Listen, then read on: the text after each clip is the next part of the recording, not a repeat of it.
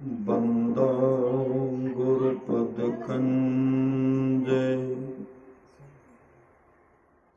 कृपा सिंधु नर रूप हरि महामोह तुम कुंज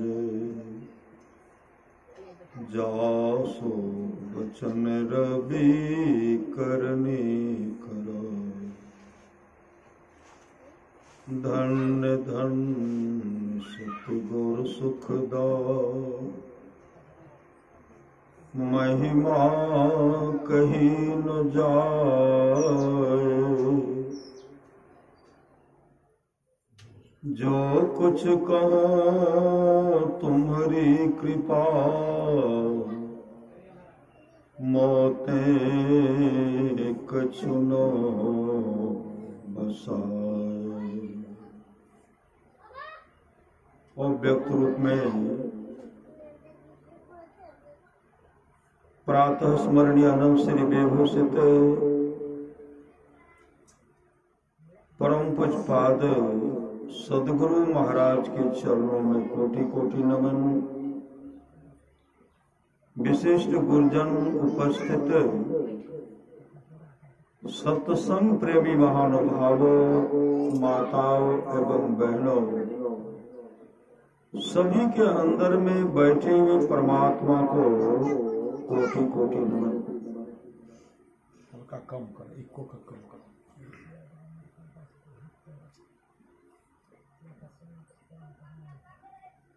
अमर मुनि का उपदेश है सौ काम को छोड़ करके स्नान करना चाहिए, हजार काम को छोड़ करके भोजन करना चाहिए, लाख काम को छोड़कर सत्संग करना चाहिए। लाख काम को छोड़कर सत्संग करना चाहिए। करोड़ों काम को छोड़ करके अपने जीवन के बागडोर को संत सद्गुरु के हवाले करना चाहिए। अभी हम लोग रामचरितमानस प्रथम सोपान बालकांड से सुन रहे थे। सुनि समझहि जन मुदित मन, मज्जहि अति अनुराग, लहहि चार फल अछत तनो, साधु समाज प्रिया। जो साधु समाज में उपदेशों को आनंद मन से सुनकर समझते हैं, वे मानो प्रयाग में अधिक प्रेम के साथ स्नान करते हैं और वे इससे चारों फल अर्थ धर्म काम और मोक्ष शरीर रहते पा लेते हैं। सुनने का बहुत महत्व दिया गया। जो सुने ना, सुने समझ गए, उसका बेड़ा पार हो गया। उसका बेड़ा पार हो गया। पहले सुनना जरूरी है।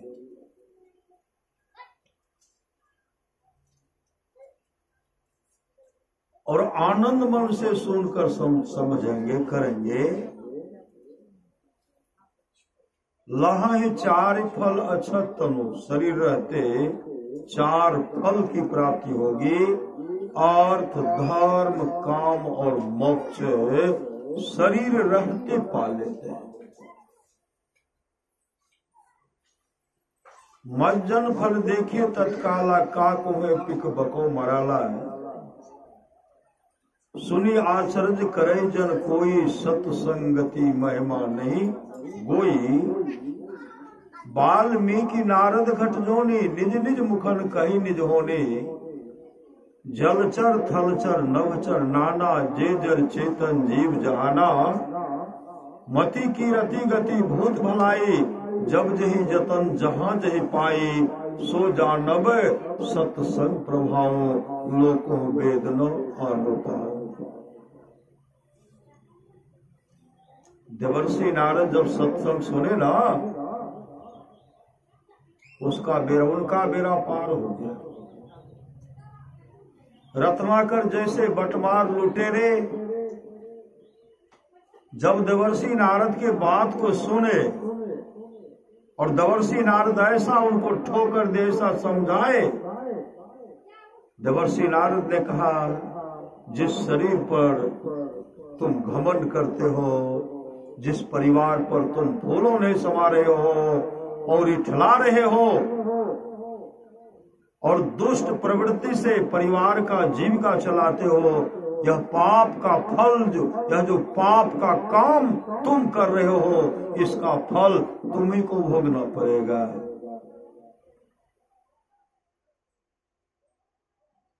इतने अच्छे ढंग से सब, पहले तो समझते ही नहीं थे, पाप होता ही नहीं है, पाप होता ही नहीं है। रत्नाकर कहते पाप होता ही नहीं है। देवर्षि नारद इतने अच्छे ढंग से उनको समझाए ना,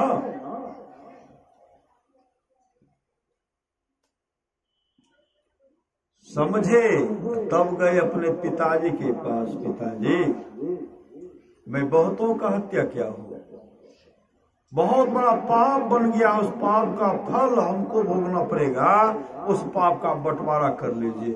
पिताजी कहते तुम जानो, तुम्हारा पाप जाने, मैं नहीं भोगूंगा। उसी समय रोने लगे। माँ के पास गए, माँ से कहते माँ तू तो मेरी माँ हो, बहुत का मैंने हत्या किया, बहुतों के धन को लूटा है, पाप का बंटवारा कर लो माँ।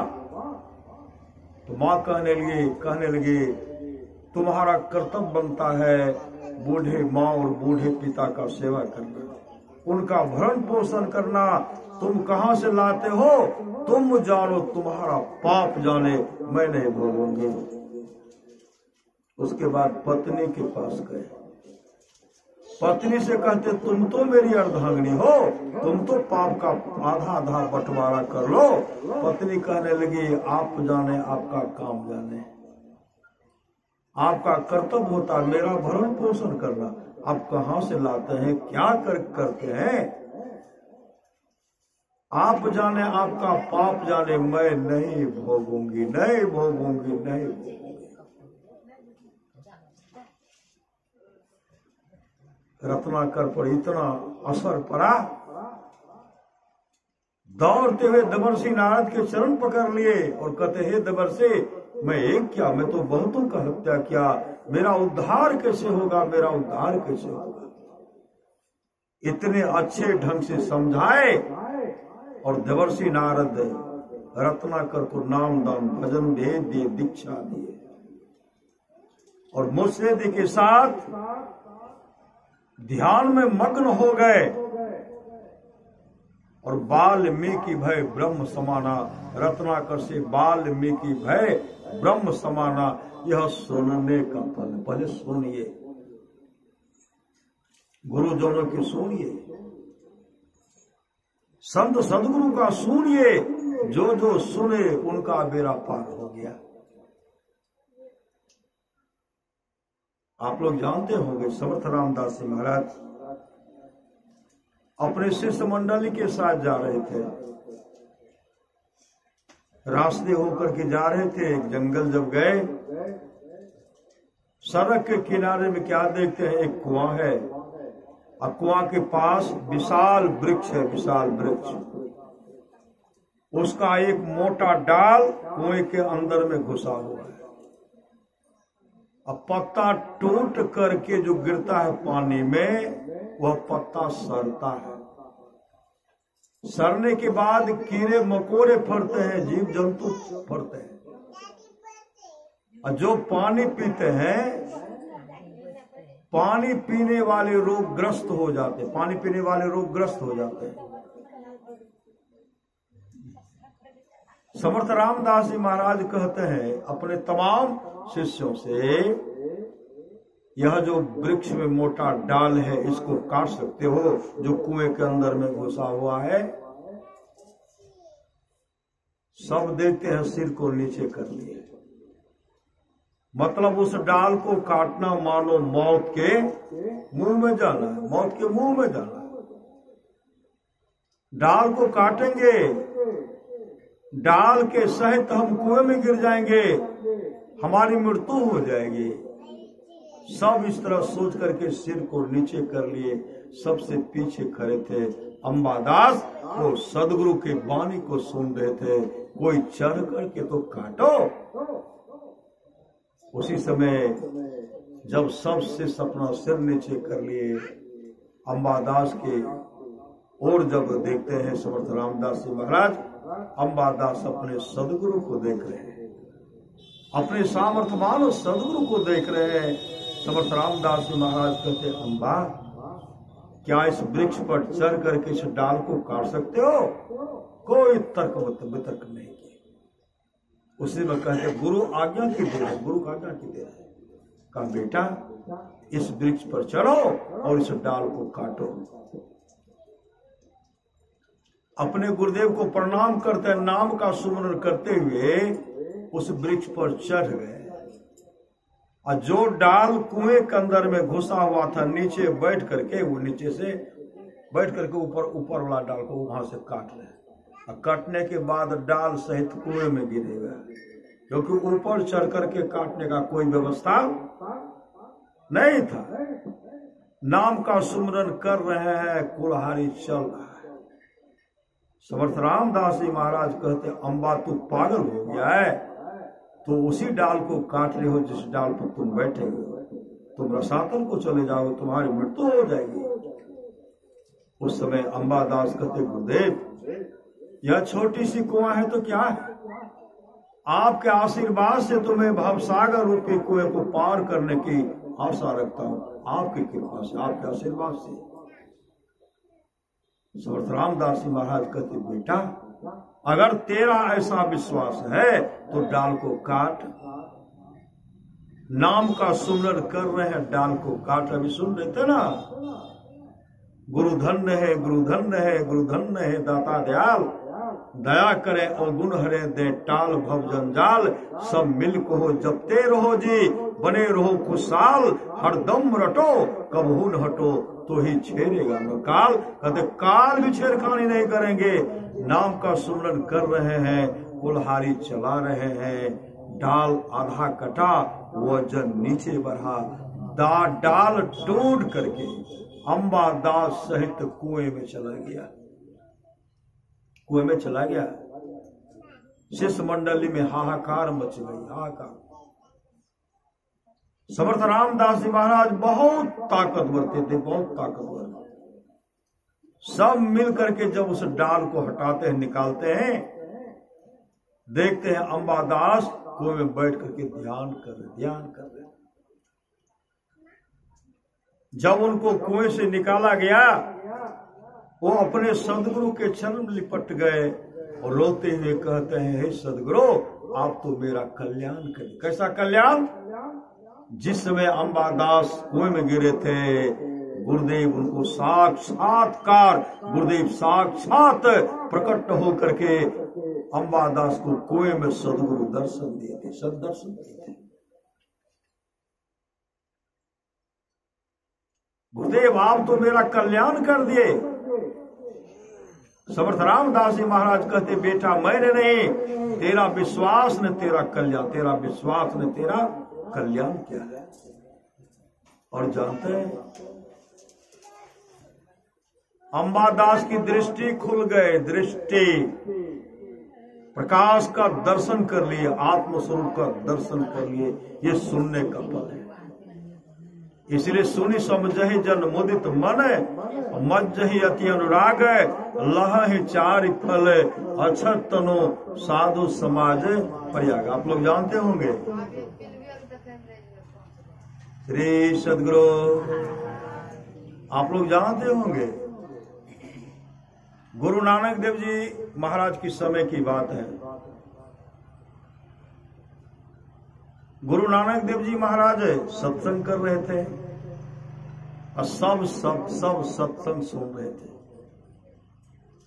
बड़े बड़े सेठ साहूकार सब, जमींदार सब सत्संग बैठे हुए थे।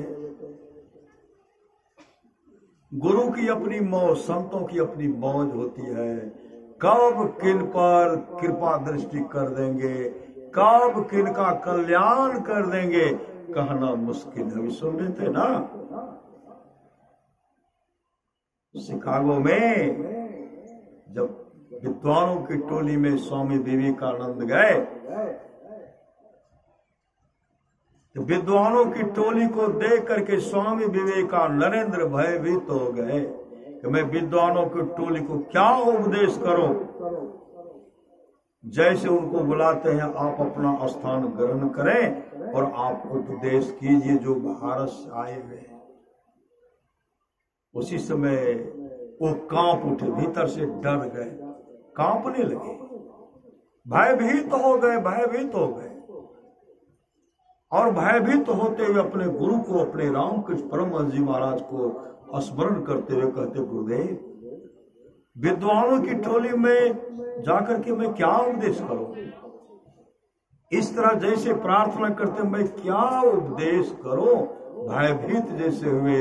सामने में सदगुरु प्रकट हो गए, सामने में रामकृष्ण परमहंस जी महाराज प्रकट हो गए और सामने में सदगुरु प्रकट हो गए।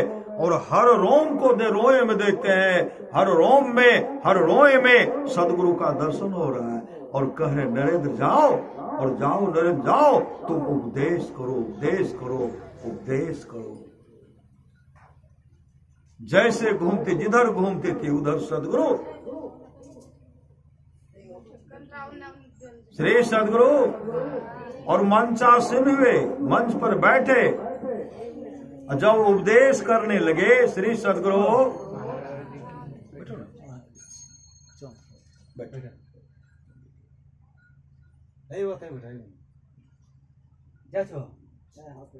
ऊपर बैठिए, ठीक है, बैठो।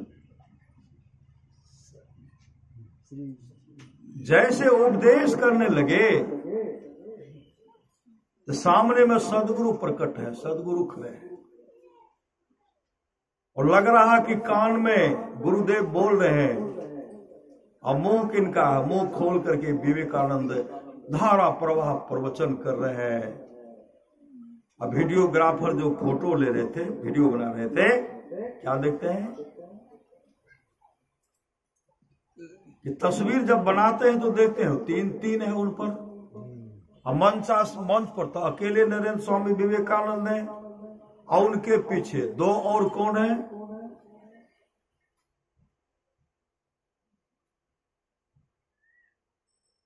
नरेंद्र स्वामी विवेकानंद के माथे पर हाथ रखा हुआ है, एक पीछे में एक माँ है, वो अपने मतलब रामकृष्ण परमहंस जी महाराज के वस्त्र को पकड़े हुए। जो फोटो वीडियो बना रहे थे कहते, स्वामी जी आप अकेले मंच पर बैठे हुए हैं, लेकिन आपके पीछे पीछे और दो कौन है, कहा दिखलाइए तो। जैसे तस्वीर में फोटो में दिखलाते हैं तो गुरु अपने मतलब गुरु का हाथ, रामकृष्ण परमहंस जी महाराज का हाथ स्वामी विवेकानंद के सिर पर रखा हुआ था, मां कालीन के वस्त्र को पकड़े हुए थे। उसी समय नरेंद्र रोते हुए कहते हैं, ये मेरे सामर्थ्यवान सदगुरु हैं, ये मेरे गुरुदेव हैं। सुनिए, गुरु के बात को मानिए, गुरु के बात को मानिए।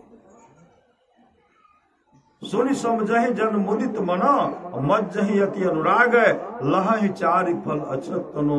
साधु समाज प्रयाग, जो साधु समाज को उपदेशों, साधु समाज में उपदेशों को आनंद मन से सुनकर समझते हैं, वे मानो प्रयाग में प्रेम के साथ स्नान करते हैं और वे इससे चारों फल अर्थ धर्म काम और मोक्ष शरीर रहते पा लेते हैं।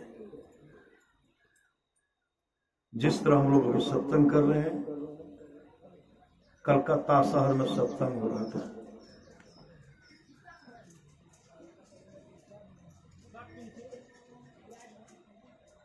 नरेंद्र अपने गुरुदेव का दर्शन करने के लिए बराबर सत्संग करते थे, गुरुदेव का दर्शन करने के लिए जाते थे। स्वामी विवेकानंद अपने गुरुदेव से कहते, गुरुदेव मेरे घर की स्थिति जो बहुत दयनीय है, बहुत दयनीय है। मां भूखी रहती, भाई भूखे रहते हैं, बहन भूखी रहती है, भर पेट भोजन नहीं मिलता। और जब मेरे पिताजी जीवित थे, बहुत सुंदर सुंदर भोजन करते थे। और उनके जीवन में एक दिन ऐसी गरीबी आई, घर में सिर्फ एक आलू है, एक आलू आलू आलू को उबाल करके मां थाली में दे देते हैं। भाई बैठे हुए, बहन बैठे हुए हैं, मां भी बगल में है।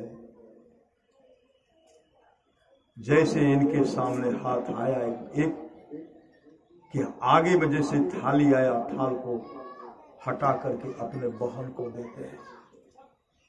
बहन के पास आया तो अपने भाई को देते हैं। घुमाते घुमाते घुमाते मां के पास भेज दिए। मतलब मां के पास वह एक आलू भेज दिए। और उसी समय वो उठ करके अपने गुरुदेव के पास आए। कहते, गुरुदेव मेरे घर में खाना दाना का अभाव है। हे ठाकुर, हे गुरुदेव, मेरे घर के विपत्ति को आप दूर कर दीजिए, दूर कर दीजिए, दूर कर दीजिए। उसी समय रामकृष्ण परमहंस जी महाराज कहते, नरेंद्र यह बात तुम मुझसे कहते हो, मां से क्यों नहीं कहते? मां से कहो। किन मां से? मां काली से कहो, मां काली से कहो। गुरुदेव कहते हैं, परम प्रचंड शक्ति वही है शिव शंकर हर नाम वही ओ व्यक्त अनादि अनंत जय अज आदि मूल परमात्म जो ध्वनि प्रथम स्फोटित पराधरा जिनसे कहिए स्फोट है सो है स्फोट वही उद्गीत वही ब्रह्मनाद शब्द ब्रह्म है ओम वही अति मधुर पुनर्धुनधार वही है परमात्म प्रतीक वही प्रभु का ध्वनियात्मक नाम वही है सार शब्द सत शब्द वही है सचेतन व्यक्त वही व्यक्तों में व्यापक नाम वही है सर्वव्यापिनी ध्वनि राम वही सर्वकर्षक हरे कृष्ण नाम वही है परम प्रचंड शक्ति वही है शिव शंकर हर नाम वही पुण्य राम नाम है गुण वही है अकथ गम पूर्ण काम वही स्वर व्यंजन रहित घोष वही चेतन ध्वनि सिंधु अदोष वही है एक ओम सतनाम वही ऋषि सेवित प्रभु का नाम वही मुनि सेवित गुरु का नाम वही भजो ओम ओम प्रभु नाम यही भजो ओम ओम में ही नाम यही। संत कबीर साहब ने कहा जग में गुरु समान नहीं, दाता गुरु से बढ़ करके कोई नहीं है। संत कबीर साहब ने कहा तीन लोक नौ खंड में गुरु ते बरान को करता कर न कर सके गुरु करे थे होय राम कृष्ण सो को बरो तीन हो तो गुरु किन्न है तीन लोक के वे धनी जो गुरु आगे अधीन। तो गुरु के चरण लिपटते हुए कहते हैं गुरुदेव मेरे घर में खाना दाना का अभाव हो गया, मेरे घर के विपत्ति को हे ठाकुर हे गुरुदेव आप दूर कर दीजिए। रामकृष्ण परमहंस जी महाराज कहते हैं यह बात तुम मुझसे कहते हो, मां से कहो मतलब मां काली से मांग करो,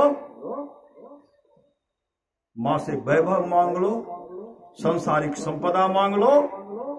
उसी समय स्वामी विवेकानंद मां काली के पास मंदिर में पहुंचते हैं। जैसे मंदिर में पहुंचते हैं मां काली के सामने जैसे हाथ जोड़ते हैं, रामकृष्ण परमहंस जी महाराज कहते मां काली को जैसे पुकारते हैं, मां काली दौड़ करके रामकृष्ण परमहंस जी महाराज के पास आ गई। क्या कह रहे हो पुत्र? रामकृष्ण परमहंस जी महाराज कहते मां मेरा नरेंद्र आपके पास कुछ मांगने के लिए गया, आपसे कुछ मांगने के लिए गया, वैभव मांगने के लिए गया, लेकिन मेरा नरेंद्र ठगावे नहीं मां, मेरा नरेंद्र ठगावे नहीं। उनके मुख से ऐसा मांग हो कि मेरा नरेंद्र ठगावे नहीं। उसी समय मां काली हंसने लगी। स्वामी विवेकानंद मां काली से कहते मां जो गए थे वैभव धन मांगने के लिए, उनके मुख से निकलता मां मुझे भक्ति दो भक्ति। संत कबीर साहब कहते हैं भक्ति निसैनी मुक्ति के संत चढ़े सब धाय जिन जिन मन आलस किया जन्म जन्म पछताए। मां मुझे भक्ति दो, मां मुझे ज्ञान दो, मां मुझे वैराग दो, मां मुझे त्याग दो, त्याग दो, त्याग दो। यही जब निकलता है मुख से, उसी समय रामकृष्ण परमहंस जी महाराज हंसने लगते हैं। अम्मा काली भी हंस रही है। कहा, मेरा नरेंद्र सांसारिक वैभव नहीं मांगा। फिर जैसे आए कहते, गुरुदेव मैं तो मांगा। रामकृष्ण परमहंस जी महाराज कहते हैं, तू गया था वैभव मांगने के लिए, तो भक्ति ज्ञान वैराग त्याग मांग लिया। फिर से मांगो। फिर से कहते हैं, माँ मुझे भक्ति दो, माँ मुझे ज्ञान दो, माँ मुझे वैराग दो, माँ मुझे त्याग दो। कई बार मांगे। सब दे। फिर वहां से आते हैं, कहते तू तो ठगा गया। मांगने के लिए गया था वैभव, मांग लिया भक्ति। स्वामी विवेकानंद कहते हैं, हे सदगुरु, लगता है कि आप मुझ पर जादू टोना चलाते। मैं मांगने के लिए जाता वैभव, मांग लेता हूं भक्ति। अब मुझे कुछ नहीं चाहिए, मुझे भक्ति चाहिए, मुझे ज्ञान चाहिए, मुझे वैराग्य चाहिए, मुझे त्याग चाहिए, मुझे सत्संग चाहिए, और मुझे कुछ नहीं चाहिए। तो जिस तरह हम लोग सत्संग कर रहे हैं, इसी तरह कलकत्ता शहर में सत्संग हो रहा था। सत्संग, उस सत्संग में स्वामी विवेकानंद नहीं थे। स्वामी विवेकानंद चले गए थे दूसरी जगह सत्संग करने के लिए। रामकृष्ण परमहंस जी महाराज अपने तमाम सत्संगी से कहते हैं, नरेंद्र की घर की स्थिति बहुत दयनीय हो गई है। आप लोग आगे आइए, उनको मदद कीजिए। आप लोग अगर कुछ दीजिएगा ना, उनको हम दे देंगे, उनके घर की गरीबी दूर हो जाएगी। आज सामर्थ्यवान सदगुरु कह रहे हैं, सज्जनों किसी का हृदय नहीं पसीजा। कोई आगे नहीं आए, कोई एक पैसा मदद नहीं किए। सत्संग समाप्त हो गया, सब भक्त चले गए। रामकृष्ण परमहंस जी महाराज अपने निवास में गए। दूसरे दिन जो गुरु भाई सत्संग बैठे हुए थे, इधर से जा रहे थे, उधर से स्वामी विवेकानंद आ रहे थे। गुरु भाई कहते हैं, कल सत्संग हो रहा था, आप उस सत्संग में नहीं गए। कल तो आपके लिए गुरुदेव ने तमाम सेठ, साहूकार, जमींदार से, सत्संगी से मांग के नरेंद्र की घर की विपत्ति को दूर करने के लिए उनको मदद कीजिए, लेकिन कोई आगे नहीं आए, कोई मदद नहीं किए, कोई मदद नहीं किए। सत्संग समाप्त हुआ, सब चले गए और गुरुदेव अपने निवास में चले गए। उसी समय स्वामी विवेकानंद अपने गुरु के पास आते, चरण में लिपट कर रोते हुए कहते हैं, हे सदगुरु, हे सदगुरु, मेरे लिए संसार के लोगों से मत कुछ मांगिए। श्री सदगुरु, मेरे लिए संसार के लोगों से मत कुछ मांगिए। मेरे लिए मांगना ही है तो मां से मोक्ष मांगी। मोक्ष साधन धाम मोक्ष कर द्वारा, मेरे लिए मांगना है तो मां से मोक्ष मांग लीजिए। उसी समय रामकृष्ण परमहंस जी महाराज कहते हैं, अरे नरेंद्र, तुम क्या बोल रहे हो? अरे तुम्हारे घर के विपत्ति को दूर करने के लिए कलकत्ता शहर के गली गली में कटोरा लेकर के भीख मांगना पड़ेगा। तो भीख मांगूंगा, भीख मांगूंगा, भीख मांगूंगा। उसी समय पुनः नरेंद्र स्वामी विवेकानंद चरण पकड़ करके रोते हुए कहते, हे सदगुरु, मेरे लिए संसार के लोगों से मत कुछ मांगिए, मांगना ही है तो मां से मोक्ष मांग लीजिए। उसी समय रामकृष्ण परमहंस जी महाराज कहते हैं, जाओ नरेंद्र, जाओ, आज से तुम्हारे घर में खाना दाना की कमी नहीं होगी। और जाओ नरेंद्र, तुम मोक्ष को भी प्राप्त करोगे, मोक्ष को भी प्राप्त करोगे, मोक्ष को भी प्राप्त करोगे। और स्वामी विवेकानंद के घर के उस दिन से उनकी घर की स्थिति सुदृढ़ हो गए, वो मोक्ष को प्राप्त किए। पहले सुनिए, जब तक सुनेंगे नहीं तब तक लाभ होने वाला नहीं। तो मैं कह रहा था, गुरु नानक देव जी महाराज का सत्संग हो रहा था। श्री सदगुरु जिस सत्संग में बैठे हुए सत्संग हो रहा था, उस सत्संग में गुरु नानक देव जी महाराज कहते हैं मुझे 500 रुपये की बहुत जरूरत है, 500 रुपये की बहुत जरूरत है। अगर आप लोग के पास है तो आप लोग हमको मदद कीजिए। बहुत सेठ साहूकार जमींदार बैठे हुए थे, एक सेठ भी बैठे हुए थे जिनके पॉकेट में 10,000 रुपया था, लेकिन वो निकाल करके नहीं दिए। कई बार इस बात को दोहराए, जब कोई उठ करके आगे नहीं आए।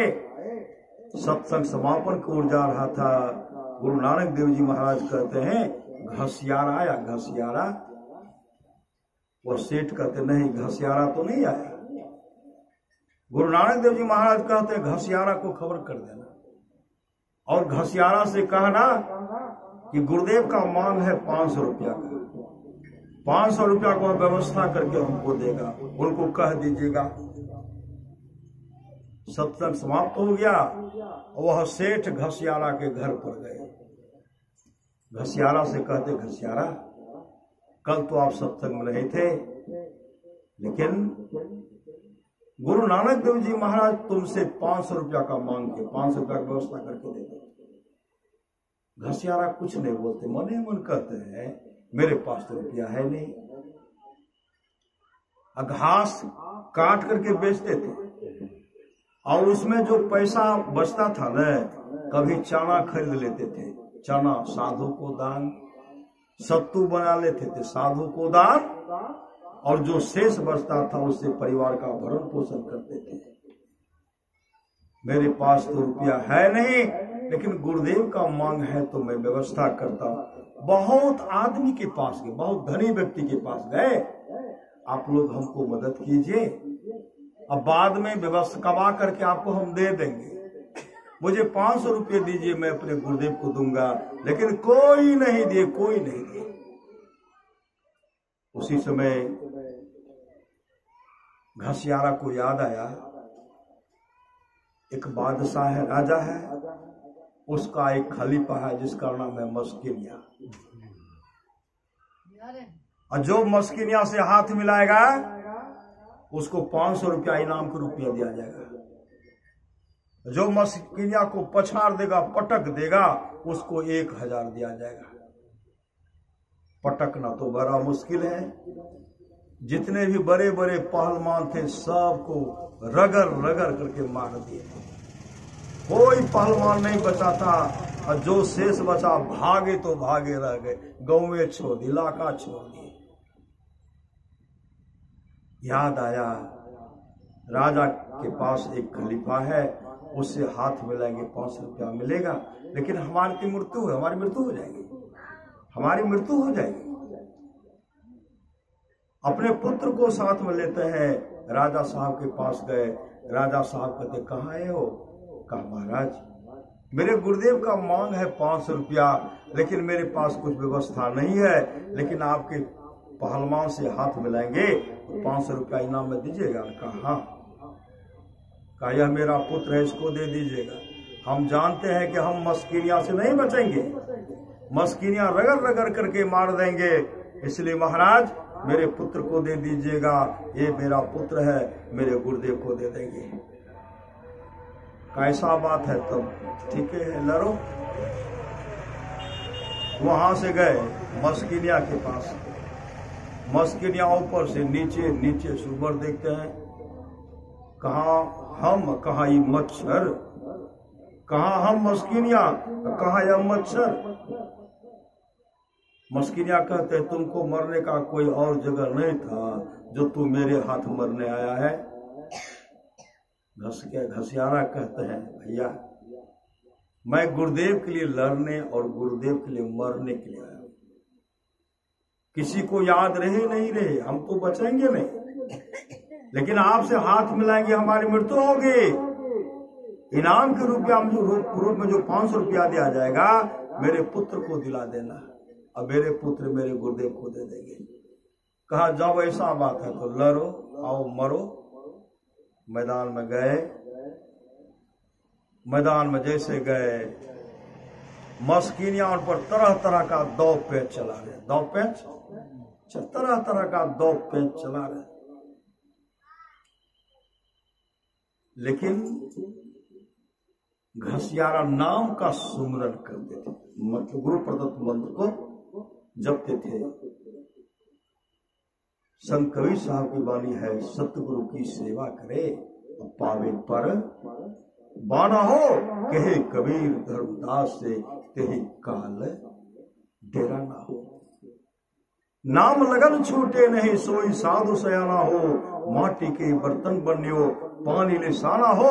बिन सत बार न लागे है क्या राजा क्या राना हो, क्या सराय का बासना सब लोग बेगाना हो तो भोर सब उठी चले दूर देश को जाना हो।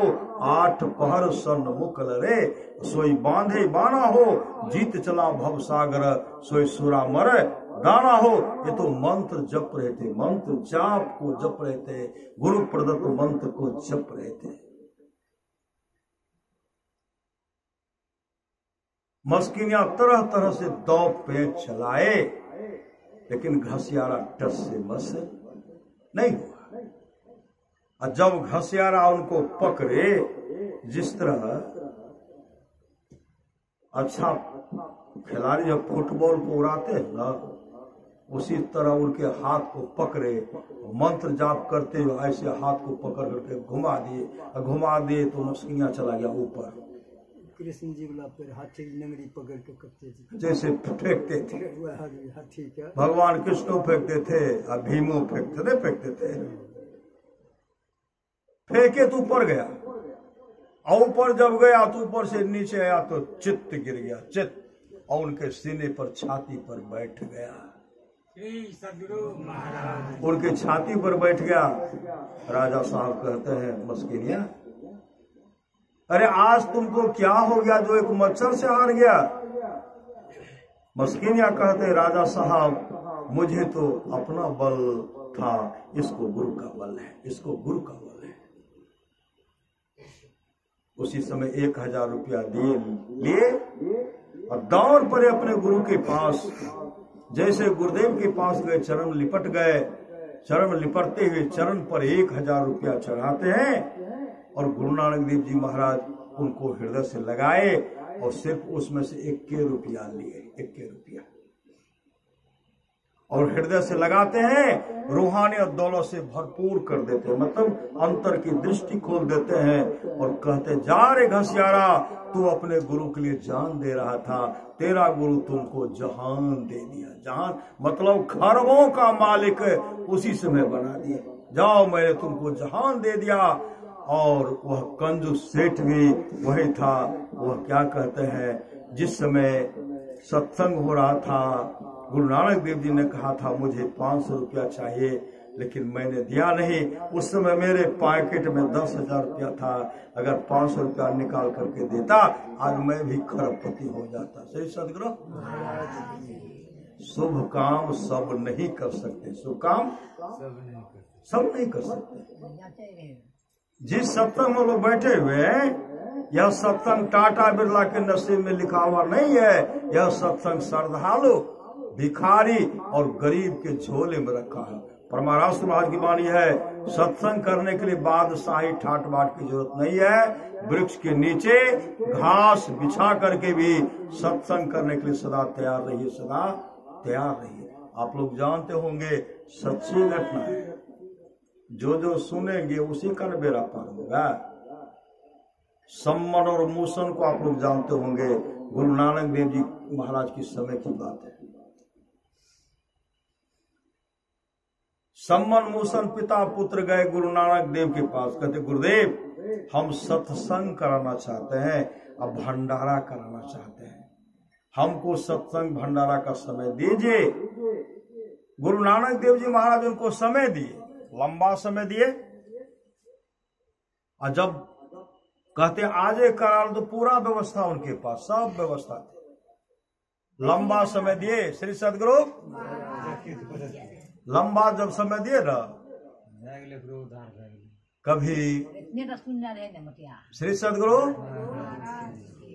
कभी पुत्र बीमार पड़ते थे, उसमें इलाज रुपया खर्चा हो गया, कभी पिता बीमार पड़ते थे, उसमें रुपया खर्चा हो गया, सब रुपया खर्चा हो गया। श्री सदगुरु परीक्षा लेते हैं ना, सब रुपया खर्चा हो गया।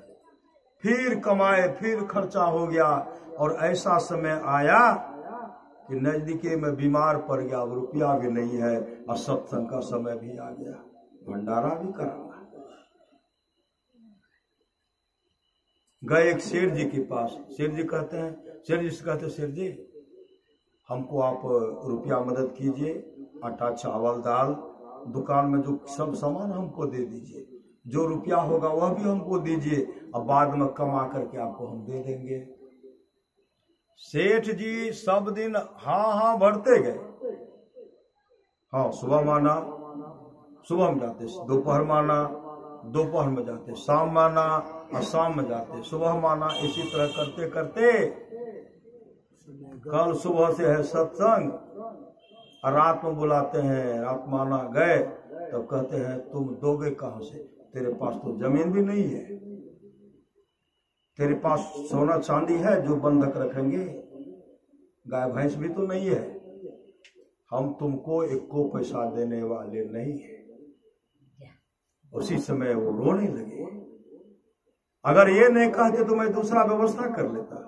रोते रोते घर आए, कल सत्संग है, गुरुदेव आएंगे, भोजन करेंगे, साधु महात्मा को हम भोजन के लिए निमंत्रण दिए हैं, अब मेरे गुरुदेव भूखे चले जाएंगे।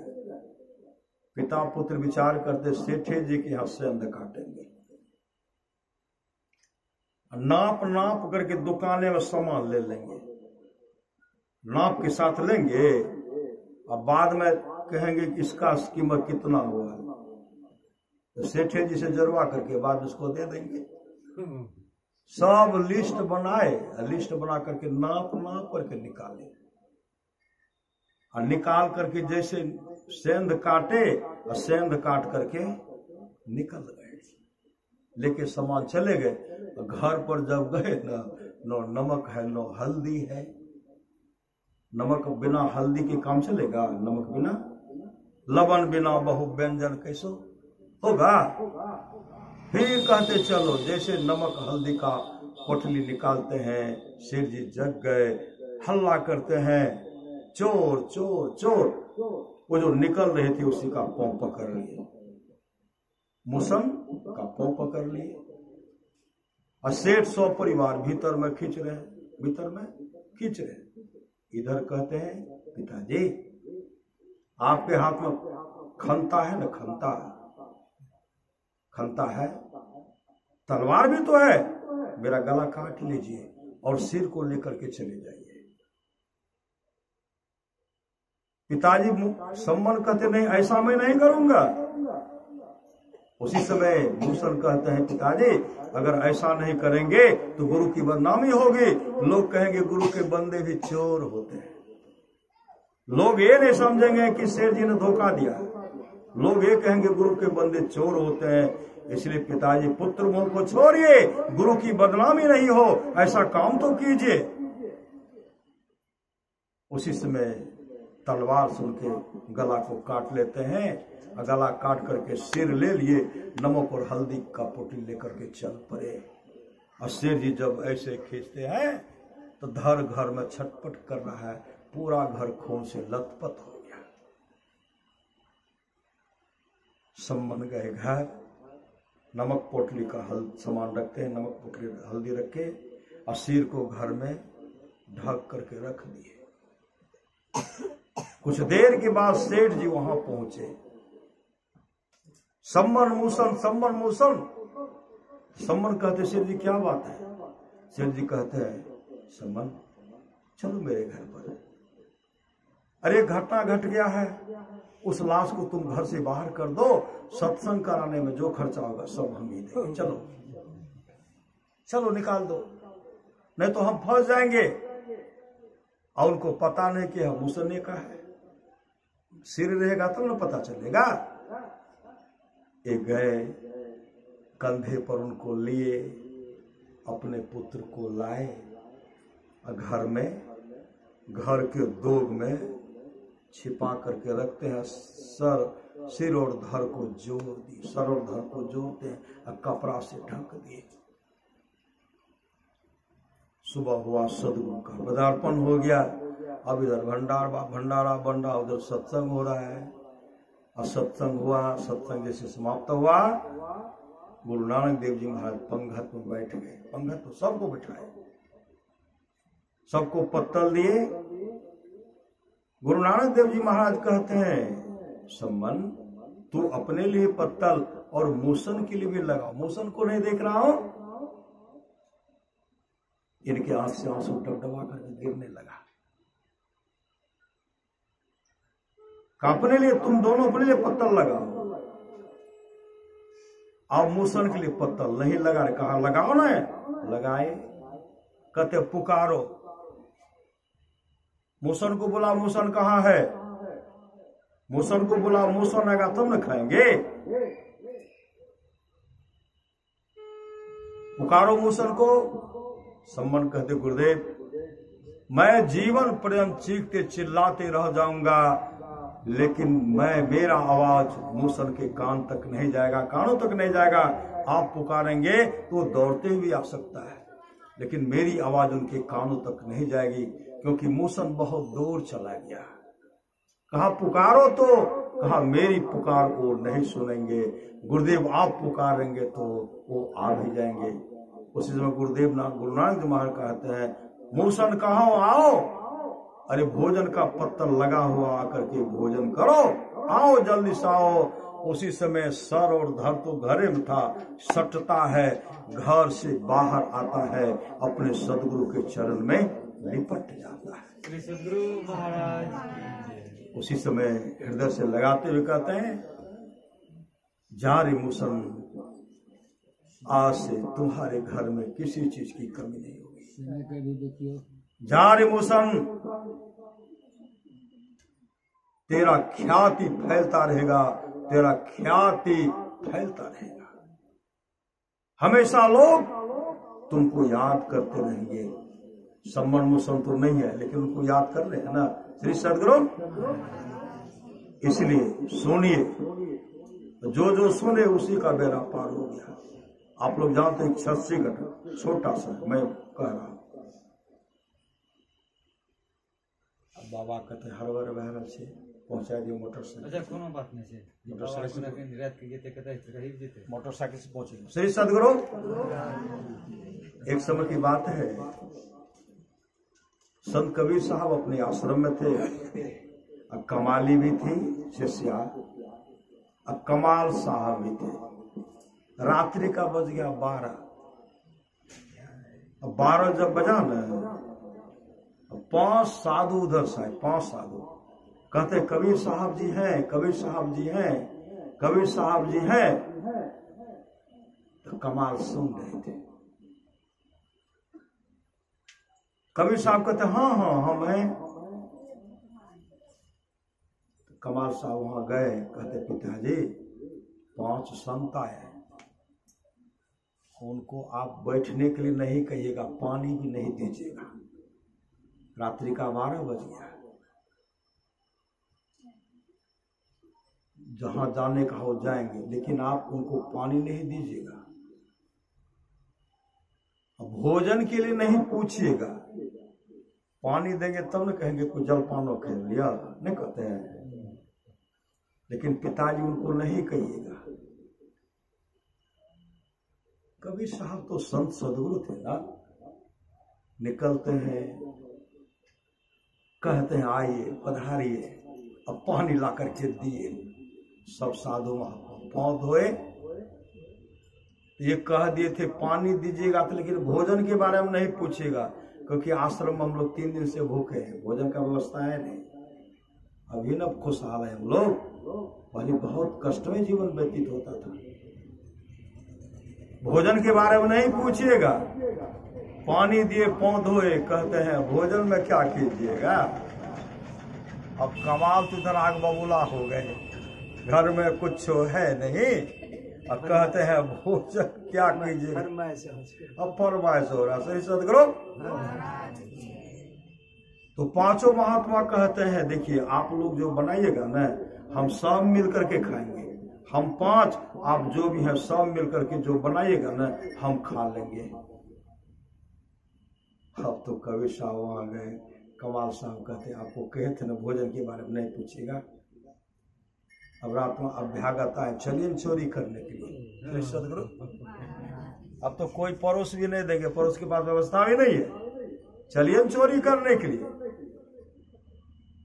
संत कबीर साहब कहते साधु के भोजन के लिए एक दिन चोरी हो सही। श्री सदगुरु का खंता लिए कबीर साहब और कमाल साहब निकल करके गए एक सेठ के यहाँ गए। श्री सदगुरु सेठ के घर में सेंध काटे और सेंध काट करके सामान निकाल लिए, कमाल निकाल करके दिए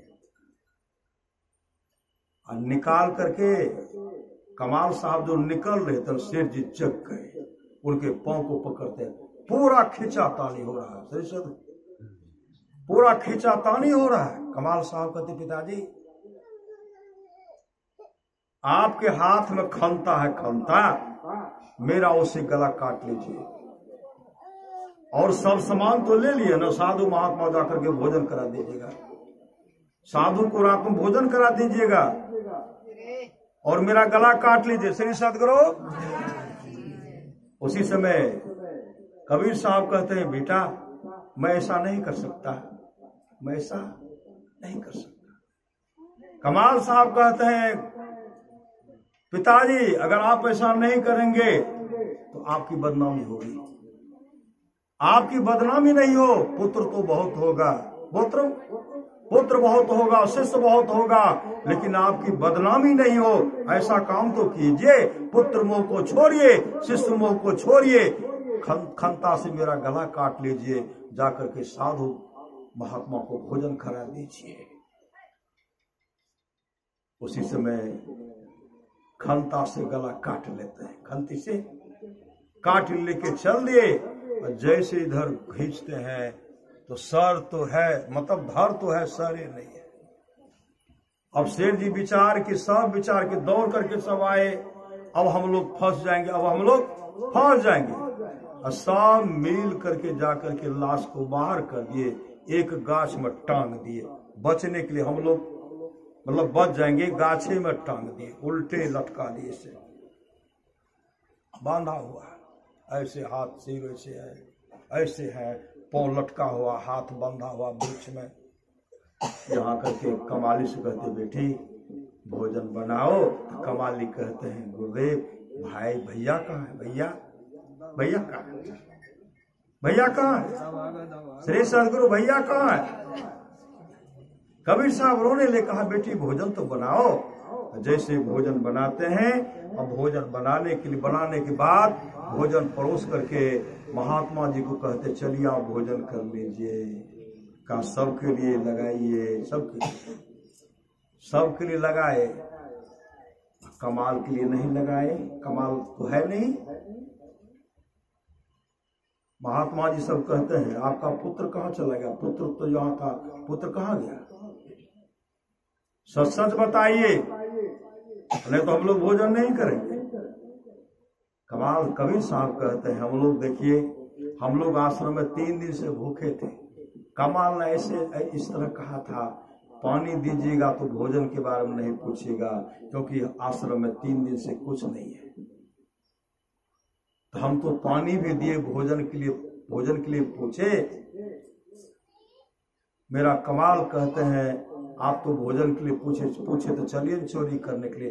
हम लोग गए सेठ के यहाँ, चोरी किए, सब सामान तो निकाल लिए, लेकिन मेरा कमाल जो निकल रहा था उनके पांव को पकड़ लिए। कमाल ने कहा मेरा सिर काट लीजिए, सिर काट करके घर में रखे हैं। साधु सब कहते हैं जब तक अपने पुत्र को ढूंढ करके नहीं लाइएगा तब तक हम भोजन नहीं करेंगे।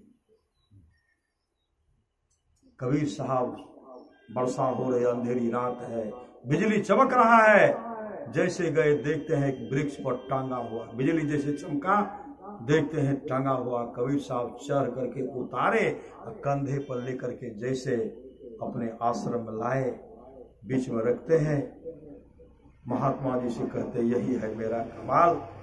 कहते सिर लाइए, श्री सदगुरु सिर लाए, उसमें सटाते, जैसे सटाते हैं। महात्मा जी कहते, महात्मा तमाम महात्मा कहते हैं आप अब आप उठो और भोजन करो। श्री सदगुरु उठ करके बैठ गए, अपने संत सदगुरु के चरण लिपट गए और तमाम महात्मा को प्रणाम करते हैं। ये है सुनने का फल। श्री सदगुरु सुने तो आज उनका ख्याति फैल गया और मोक्ष को प्राप्त किया। परमारा सुनाहत कहते हैं, जो लोग बहुत दिनों सत्संग करते आ रहे हैं, अभी कर रहे हैं, आगे भी करेंगे, वे सभी महासुख के भागी होंगे। श्री सदगुरु महाराज की जय। अब हम लोग श्यामदेव बाबू से सुनेंगे श्री सदगुरु एक भजन के बात वार्ता इनका दो ना। हां एक भजन दे रहल छै बाबा आरती एक दूटा भजन एक कहियो कहियो चल गेलिए चौक दिशा। अच्छा। बाबा का आवाज सुनने के लिए देखै छी बाबा नहीं कहियो एक दूटा भजन कहियो जे कहू।